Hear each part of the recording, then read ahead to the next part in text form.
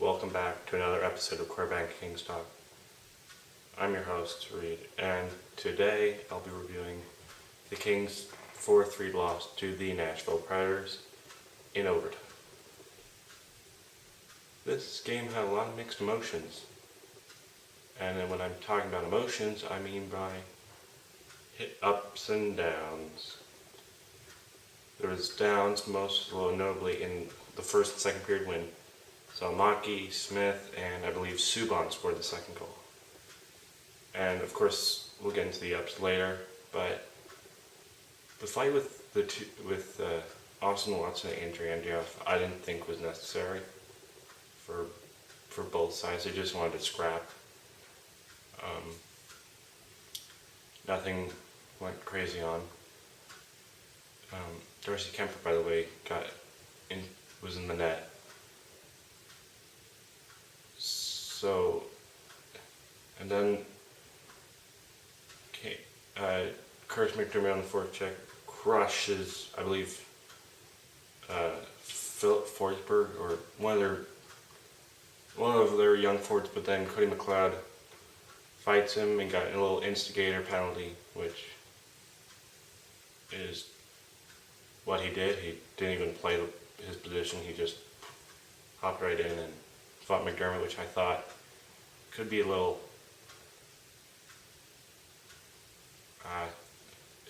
it was rightfully called, actually. Then and then of course that first goal was from Yannick Weber. They have a Weber still, even though Shea left for Montreal and the Subban was traded.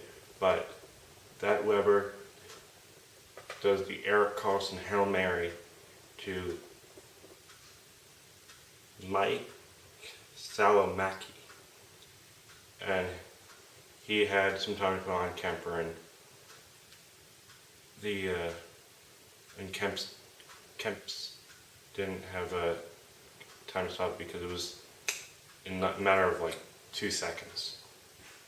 Not that long. Nashville buzzing in their own end, I believe.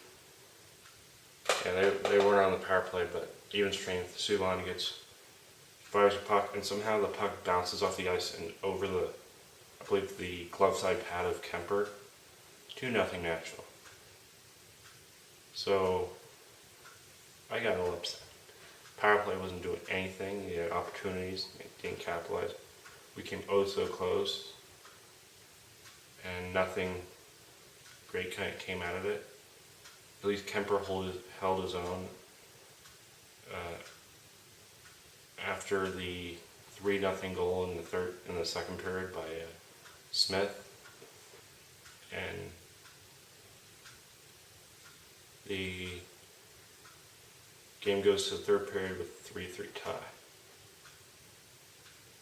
So right off the bat, as this takes to play, the first King goal to score. This takes how long to explain this to you. Alex Deline, Iafallo, he scored his first career NHL goal, and he can finally get the monkey off his back. Vandenberg's up next with his first. So first he has to get in the lineup. Then,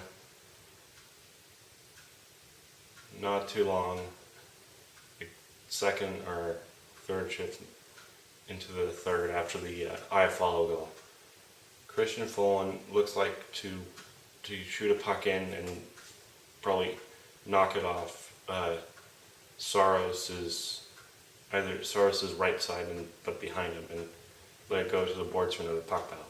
No, like right in. It like faked out Saros because he thought, oh, I'm playing the puck. I don't need to play it or anything. It was just shocking to see that. But that was Folin's first as a King, because he played as Minnesota Wild along with Kemper for some time. So 3-2 lead, Kings get a power play. Subban takes a pretty bad call, and you have a Marty Party, and Marty Party pays for it on the power play. It's a lot of P's and all that crud. I like it, but the fact we're tied, we get some chances Yeah, and nothing happened. So we thought we could have. I will quickly take this to overtime, and it's kind of the same. Kings getting some chances, Preds get some chances. Kotar with a nice shot that clanged off the post, but Victor Arvidsson does Victor Arvidsson things and dangles Kemper to his knees and scores in overtime. That means the Predators win 4-3 in overtime. At least we got the pay point. So what? Thoughts on this game? I would have to say great comeback up until, of course, overtime and thatness. It was just maybe if we could have held on and actually scored, we would surprise people and saying, oh, they have great clutchness or something. But I hate to say, there's some calls that were 50-50, but that's what the NHL is right now. 50-50 on calls with the slashing. Oh yeah, there's a call, I believe, on one of our left-handed shot guys, which, thank you for, which I narrowed it down perfectly. But I thought it just tapped the stick, and that's now hooking. Or I guess it is, but I didn't see the, like he got to pass it. I might be wrong on these rules, remember. I'm not a true diehard, I'm a semi-diehard, but I'll listen to the games and understand some knowledge. So we have,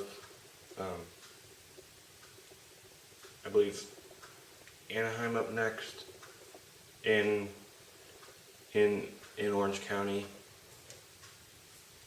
They, I believe, have a lot of people hurt. In a moment, I'll give you the entire list. So instead of showing you their entire injured list, I'll just go a few. It's a lot of the top guys like Kessler, Getzlab, I believe Lindholm's still out, and Fowler. Those are just a few. And when healthy, they are one of the scariest teams and one of the dirtiest teams. Thank you, Kessler and Perry. But they have decent goaltending in Gibson. They still have Perry, the East Coast version of Brad Marchand, and that's basically it. And if you think about this, or I'll just say it for the Ducks video that I'll do. That is it for this video. Congratulations, you made it to the end. Click like if you like this video. Click subscribe wherever it is. If you really want to see more content, and if you really like this channel, leave a comment, your thoughts on the game,